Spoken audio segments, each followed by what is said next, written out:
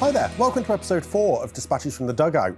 And in this episode, we're going to be covering the 1940s. So that Second World War period that a lot of people know about.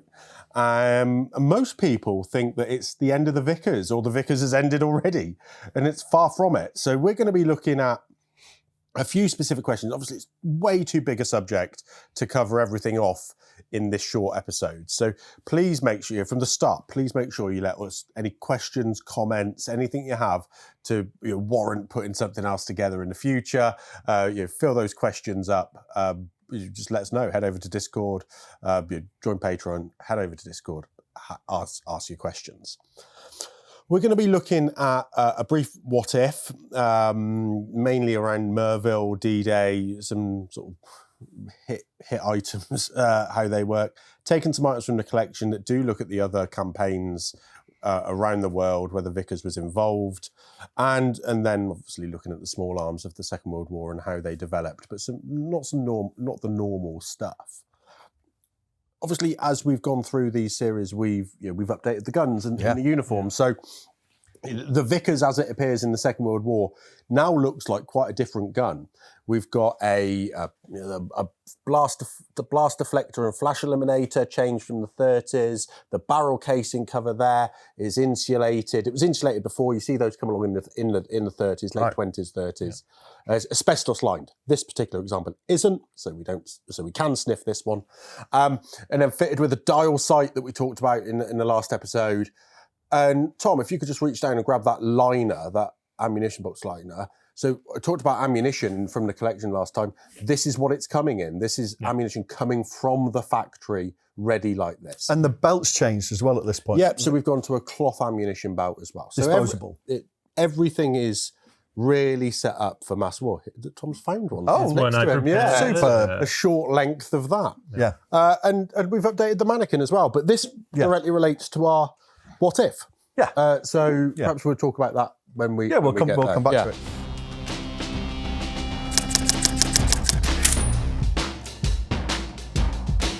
Our what if question in this episode is what if Merville Battery hadn't been a target? And that's perhaps a bit niche, and at face value might not relate to the Vickers, but we can assure you it does, because it's a really interesting operation. So my understanding of Merville is it is the battery of guns that are east of the River Orne, which is the eastern edge of the bridgehead for Operation Overlord, D-Day, 6th of June. Yeah. Target of 9th Battalion Parachute Regiment. Yep. One gun gets there. Should have been 4. 3 guns get lost. 3 guns get lost, do some other stuff. Yep. And the war carries on. And that's quite, they take it, the Germans take it back because 9th Para move on, 9th Battalion move on. Yeah, then commandos move in and they relieve the Paras, and then the Germans take it back. And then there's some question as to how long it was operational. Some authors say that it was all 4 guns were still operational up until September of 1944, late August. And some say it was just 1 gun. But reports are on that 1 gun that every time they opened fire on the estuary or on the beaches, they just got so much back at them that they ended up not really bothering. Yeah. And the guns weren't as big as they were supposed to be either. They were old Czechoslovakian field artillery. They weren't that powerful. But yeah, it's a strange what if, because in many respects, it was a hellish operation. 9th Parachute Battalion, 591 Squadron Royal Engineers, 181 Field Ambulance, I think. Okay. They were all involved in it. And 181 of 1st Airborne. Oh, so it's 180 then. Or 224, sorry. Pardon me. It's 224 Field Ambulance. But anyway, what happened on the drop was the full 9th Parachute Battalion didn't land. They were misdropped. Some of them were dropped in the flooded areas, as we know. And instead of having a full sort of 650, 750 men, he only ended up with about 150. But they still took the battery. They still made the assault. They still took the battery. Now, the intention was there'd be 8 gliders supporting this parachute drop as well. 3 of them were to land on the battery. So all the men of that was commanded by Captain Gordon Brown, and all the men on those gliders would have this skull and crossbones painted on. There's still question over whether or not it was white or luminous.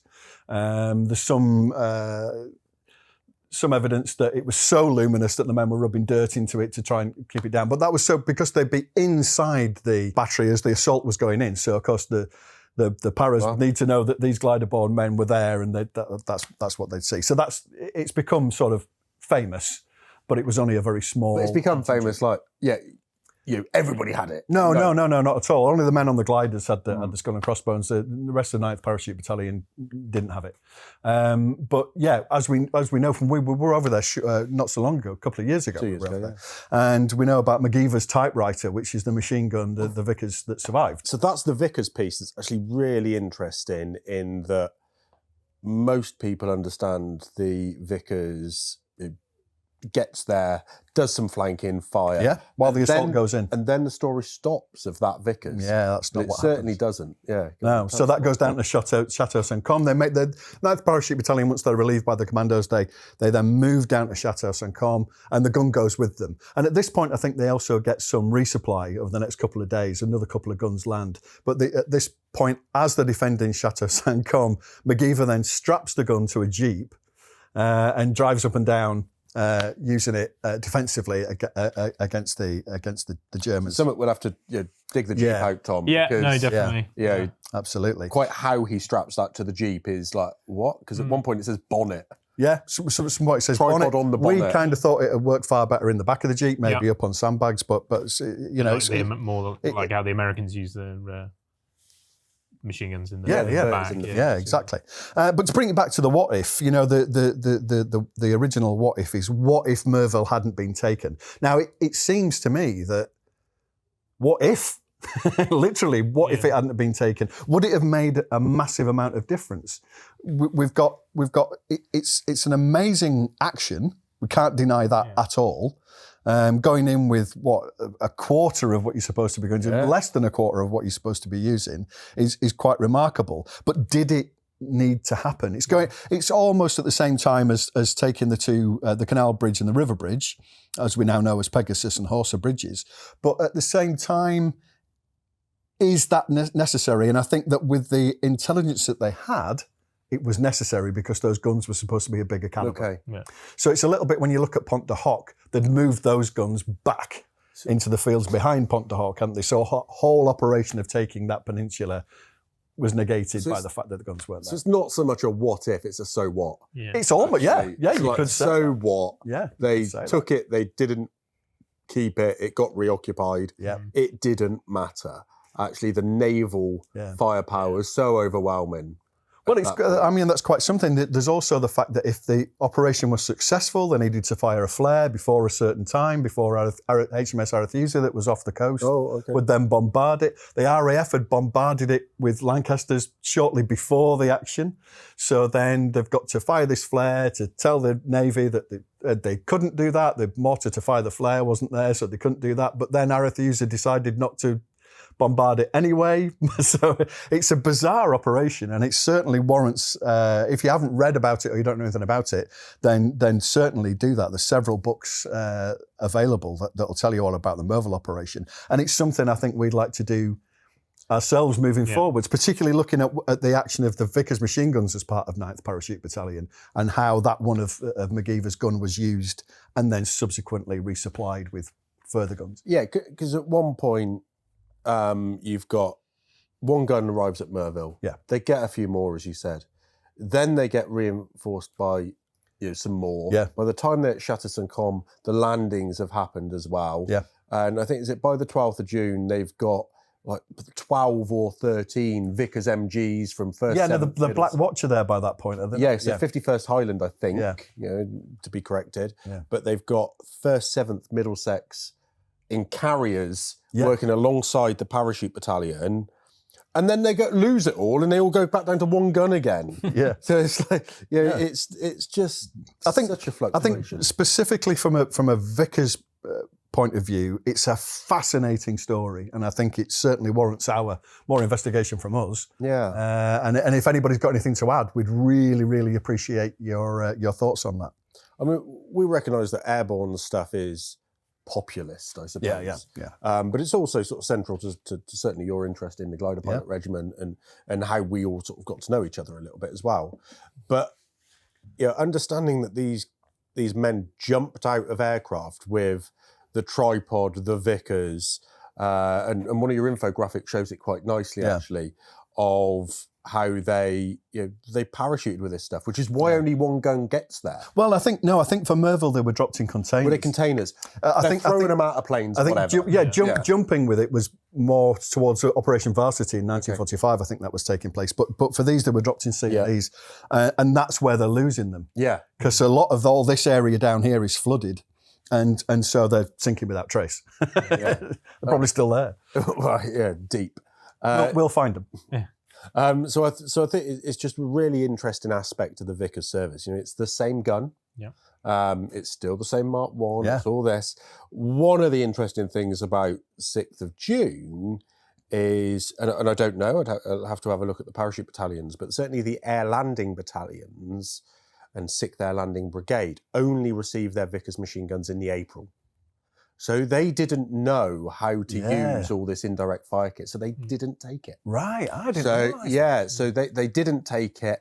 It's unclear as to whether they took Mark 8Z ammunition even. Right. But they had the gun. They converted their anti-aircraft platoons from 20mm to Vickers MGs. So is that the Polstons? Polstons, Ehrlichans, that kind of thing. They converted those men to Vickers to be Vickers trained. All they had time to do was basic tactics in the mechanism. Yeah, crikey. That's their landing guys. Do you think as well that some of the thought process there, without the indirect fire training and the capability particularly, was because they are assault troops? Maybe. They're not necessarily, although they ended up being dug in for several months, 6th Airborne, they're not necessarily going to be doing that on the landing zones and the drop zones. They're going to be setting up the gun and firing at the enemy. Quite possibly. Yeah. I think the doctrine is all impacting. We'll have to explore that in some of our research in the future. But just to cap that off, Merville, if it hadn't have been a target, would it have mattered? Yeah. In hindsight, no. No. Yeah. Could the troops been used better elsewhere? I think that's really quite key. Possibly. Yeah. If so, where? Yes. Well, that's a whole. Yes, exactly. That's a whole. You've got a whole parachute battalion that you could possibly have used somewhere else. Oh, super. Yeah, absolutely. Yeah. It's an interesting problem. Merville's somewhere where many people who have visited. If you haven't, certainly recommend it. And also, we'd say that there is other stuff in that area to visit as well outside the museum, particularly if you turn up and the museum is closed, like I have done on a number of occasions because I've been there too early or too late. So certainly head over there.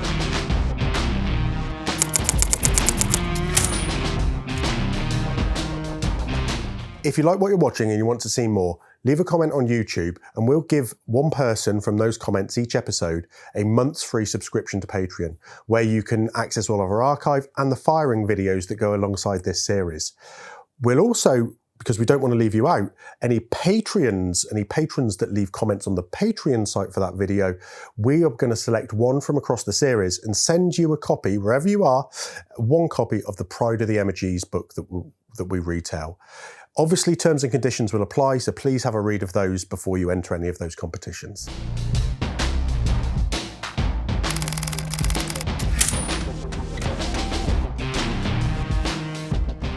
So we've picked some items from the collection again to share with you, and sort of breadth of equipment and paperwork as well. So Matt's got the first little bundle, actually. So this is really...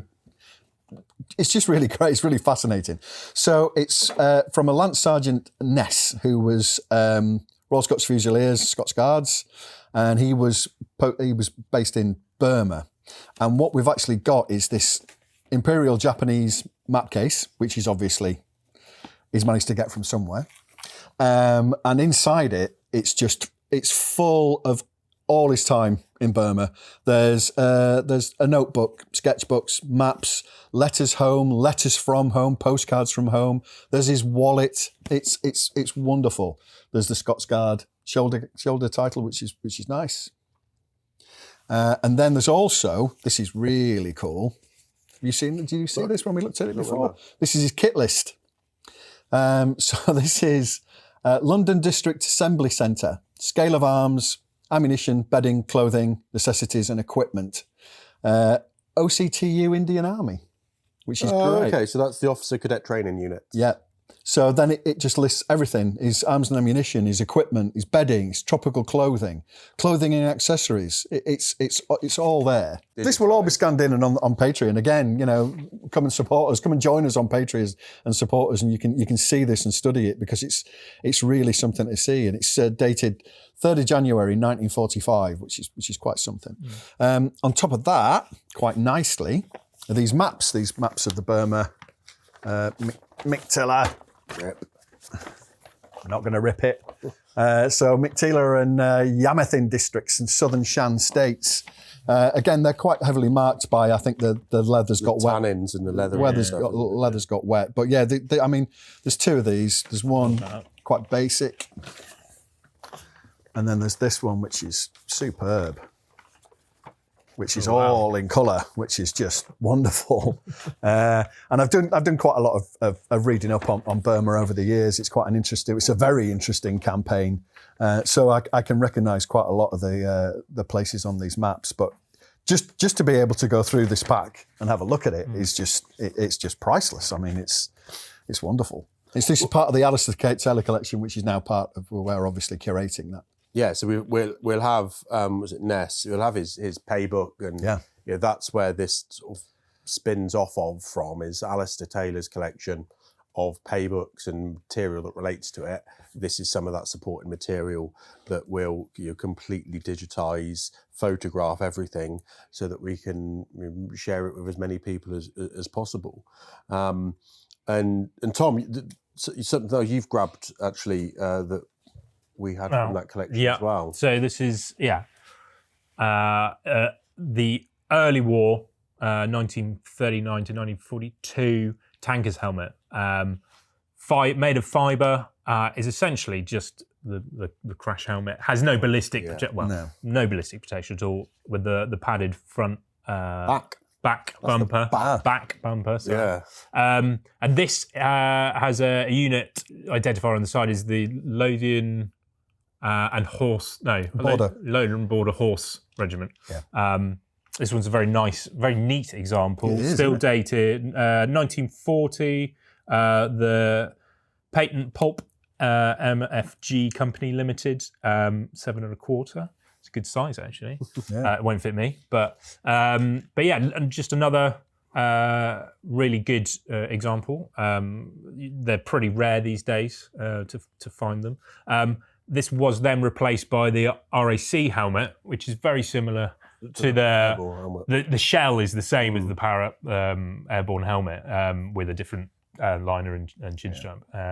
But yeah, just another. So that fits in nicely into our collection, because that's what would have been worn by the tankies that were using the 0.5-inch Vickers. Exactly. Yeah. So that's why it fits in quite nicely. Is that in the Mark 6 light? Mark 6 light tanks. Yeah, super. Yeah, I'm not sure how much. It's definitely just for some bumps. Yes, inside. Definitely. It's for nothing else. Yeah. And you can imagine. Well, just I don't think you can imagine, but you're sticking your head out to have a look round wearing just that. Yeah. No, thank you. No. So, it's a nice physical piece, nice personal piece. And the other thing that I wanted to share is actually a very personal piece related to the collection. And this is, it's an AB64. So as you know, we've got 2,500 of those from Alistair Taylor's collection to work through. But this one was already in the collection. And this was my grandfather's.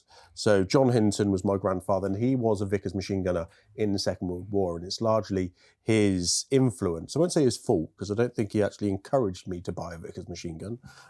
He certainly knew I had them before he passed away, but he certainly encouraged my interest in the army. And there's a photo there of him in 5th Battalion, the Cheshire Regiment, which were sort of in modern parlance, be like a continuation training battalion. And every machine gunner went through the 5th Battalion. Whether they were Middlesex Regiment, Cheshires, or Northumberlands, they got trained at 2 camps in Chester, the Dale and Blacon Camp, which is current defence property as well. And they all went through that, and then basically used North Wales as their training area. But Parr's paybook details his time and his service. Interestingly, somewhere in here is a size list, similar to what Ness had. Yeah. So everybody needs to know their sizes. And yeah, there we go. Size and table of contents, so what size he was. Those feature throughout. Different sort of forms of Will and the courses and things that he went on, and his machine gun stuff is in here as well. So this is a bit like how we shared, Andrew Graham's grandfather's medal. It's not something that sits in the association's collection per se, but obviously in your private collection. This is a key piece that sits as an influence to the collection in the first place. So he served in Italy, actually. So it's quite nice. We've talked about Northwest Europe, D-Day, the populist piece, Burma, and then Burma very much not on that top list of populist locations, and Italy, and then Anzio particularly as well. Not going to say forgotten, but not as popular as some others, despite some of the battlefields having the best ice cream shops. If you want to go and visit. So, a nice piece that just reminds us that Vickers ended up around the world. They'd have been using the same Vickers in Burma as they were in Italy, as they were in Northwest Europe.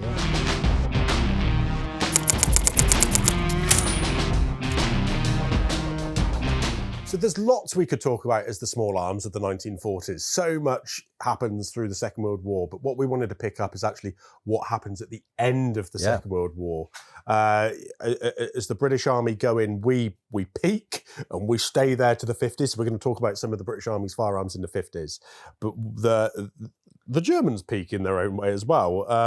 And they peak in the element of simplicity. So what we've got here is some of those last-ditch firearms, sort of. Yeah, we've got some comparisons. And one that, this is our regular firer, the M53. So this is actually a post-war made, Yugoslav-made MG42. So this is the one that if you've ever seen us at events or anything like that, that's the one we principally fire. But it's pretty much identical to the MG42. Absolutely. Yeah, we're missing an anti-aircraft, an anti-aircraft mount there. It should be that one there, that sort of thing. Yeah. But so that's not an MG42. But this isn't an MG42 either. And for the sake of it, I'll just turn it upside down so you can see the other side. It is actually an MG42V. Now, this is an experimental prototype firearm of which very few were made. And this is an extremely scarce piece. We're very privileged to have it. And it is a simplified version of the MG42. Okay. So if I open, bear in mind this is the same. If I open that top cover there and lift that up, you can see the innards of what an MG42 would look like. And if you just see the bolt differences, the simplicity in this bolt as opposed to this one is hugely different. And we'll do some more taking apart of these away from YouTube. So make sure that those are on Patreon. And the barrel is somewhat different as well. So I'm just going to pop that back. I'll just get the barrel out of it. Come on, got it. That there. You can see that the barrel, just pop that down there for a moment.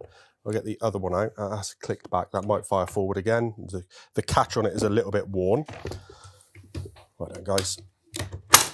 And these are not the normal angles to be taking these things out.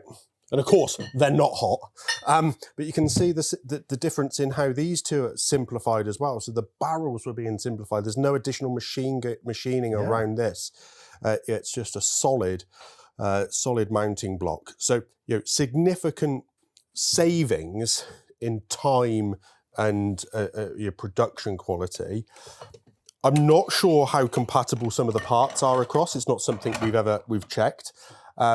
Also, I'm not sure what they were doing with time saving and things for the sheet, because the sheet steel production is quite a quick quite a quick process anyway. So you can see these are the same pieces. It's the innards, it's the machined pieces. They've gone in and gone, what takes the most amount of time? And that's a manufacturing process element. It's a time-saving element. It's not necessarily to make the gun function better. No. It's to speed up the manufacture of the gun. It's to speed up the manufacture. In doing so, they actually reduce some of the safety mechanisms. Some of the roller blowback on that bolt is simpler. Right. And therefore, the locking lugs aren't the same. And this will actually fire up to 2,000 rounds a minute. The M53 fires about 900. Normal MG42 fires up to 1,500. This will fire up to 2,000. Right. So not ideal when you've got issues with ammunition supply. You have to make the assumption that you haven't. Yeah.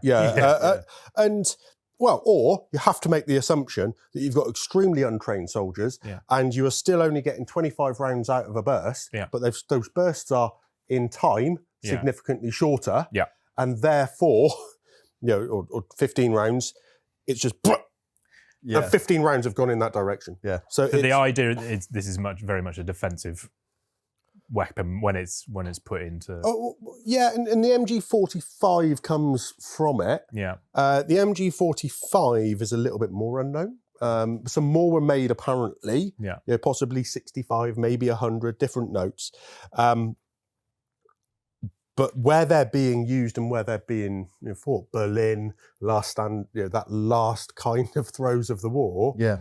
They're being used to destruction, or they're being destroyed, or they're in the east. They're not in the west. So, as I said, this is last ditch stuff. This stamping system that the Germans have and are using, they've developed for the MP43, MP44, Stug 44 Sturmgewehr, the assault gun, the assault rifle, as it develops, in 7.92 Kurtz, so a smaller ammunition round designed for more assault stuff, saves on that as well. So it's come from this, this stamping. Yeah, it's all pressed metal. All pressed, so quite quick production if you've got the machining and the stampings to do it. So you can't, although you can produce lots of guns quickly, you can't set up lots of factories quickly. Yeah. And so they sort of take the concept of this and how can we simplify this? And in which case they've developed a load of Volkssturm, Volksgewehrs, people's firearms. This uses a Sturmgewehr magazine, 7.92 Kurtz. It's a semi-auto rifle. It's the Gustloff. So you see this sometimes described as the V1-5, the Gustloff, and various iterations. But basically, it's a simple blowback. The whole mechanism goes backwards and forwards into your face as you're firing it. Nice. So that will disperse the weight. Got a very short sight distances there. So it's this is where they're ending up. So what sort of numbers are these produced in? I honestly don't know, actually. Okay. I'd have to, in terms of survivability, there's quite a few of these around in different museums and bits and pieces. They do stand out as a gun. It looks like the design's almost gone back in time to some of the earlier, sort of the 1920s, 30s looking. Well, there's no finesse, is there? No. And there's no finesse because they've run out of time. Look at this spot welding. Yeah. So this is the safety, really. Yeah. Simple folded piece of metal, peened over there, welding. Some quite crude welding in here around this, and then you just inserting I think that's a stamped insert or for the magazine as the magazine well. Very simple wooden mechanism, very simple. Look at the butt. Yeah, absolutely. It's just a sawn plank. But it is. It's not shaped or anything, is it? Two pieces on this one. So arguably, what the British were doing 3 years earlier with the Sten. It's. I was going to make the comparison actually. Yeah. So that's what we were doing at that point. When we decided already that we wanted to produce lots of firearms, lots of things quickly. This is only semi-automatic though, and it is a rifle caliber cartridge. So it's that 7.92 Kurtz round as opposed to the submachine gun. So it's a short rifle. Yeah. So it's not a submachine gun. No, it's not. Yeah. It's not automatic even. Yeah. So if you want to see some of these fire, our patrons can do that, but staying on. Our YouTube channel viewers won't be able to, so please subscribe, head over to Patreon and do that for the various reasons that firing some of these firearms on YouTube causes problems for us. So we're going to head over to the range and look at some of them.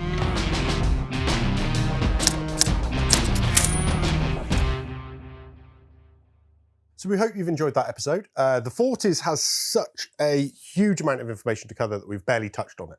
There is the biggest war in military history. Somebody will probably argue, but it is. So if you've got any questions expanding on any of that, then you know where to go by now, hopefully. Head over to our Patreon, ask there, or head over to Discord, join in the discussion there as well, or just leave a comment below if those aren't for you. We haven't touched on the Vickers that much in this episode, or we have, but there's lots more to do. So what we're going to do is just tell you that if you want to find out more, we do have a series of books available as well. So this is our Emergy study series, and some of the information that we've talked about is in here: indirect fire, how that works, how the machine gun units worked in this 1944 to 45 period. This will end up being a vast series of books, because at the moment I think we've got 30 draft titles of how these different capability subjects explained. If you want something that's a bit more of a reader, then a personal account can loan officer is one for you. It's Rex Fendick's account of 1944 to 45 in Northwest Europe with the 2nd Battalion Middlesex, basically rocking around in Universal Carriers doing massive machine gun shoots, supporting 3rd Division of 21st Army Group. So they're both things available in our shop. And depending on which Patreon tier you sign up to, you can actually get these free of charge as well. So if you go all the way up to the machine gun instructor tier, you'll get these sent to you, these big books sent to you as we publish them. If you join the marksman tier, you'll get all the Emergy study series. So, plenty of opportunities to increase. Now, Q&A then. We do have it. Yeah. So we've got one coming from Mick. Is it true Stens can use MP38/MP40 mags, and was it designed this way to use captured enemy stock? Well, yeah. So we've grabbed we've preloaded the table. MP40 mag fits just to prove the zero. Does it fit in a Sten? No. Okay, I could probably make it fit. Hammer it in. Hammer. Yeah, find a hammer. I could probably make it fit, but it's not fitting straight out of the pack. But we know Stens are fussy. Yeah, we know Stens are fussy. Yeah, this is a mag that we've picked to fit this Sten. These magazine housings do squeeze, but we know that one fits at the moment.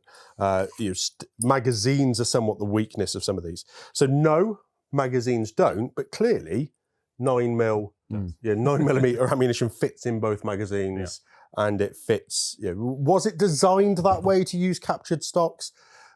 No. Submachine gun development isn't as simple as that, is it? You're not designing things around captured ammunition. So because you've got to capture it, there's a big ask. 9mm just happens to be the ubiquitous, very easy to produce in large quantities, suitable submachine gun round of the period. So everybody has jumped to it in the same way that we've talked about how the British Army were going to look to the 7.92mm Mauser round as opposed to the 303. People just gather around a suitable caliber. So at least we can practically see if we can get those to fit. So if you've got any questions that you think we can answer, either theoretically or practically with the array of firearms that we have, then please do get in touch with us in the usual manner and ask away.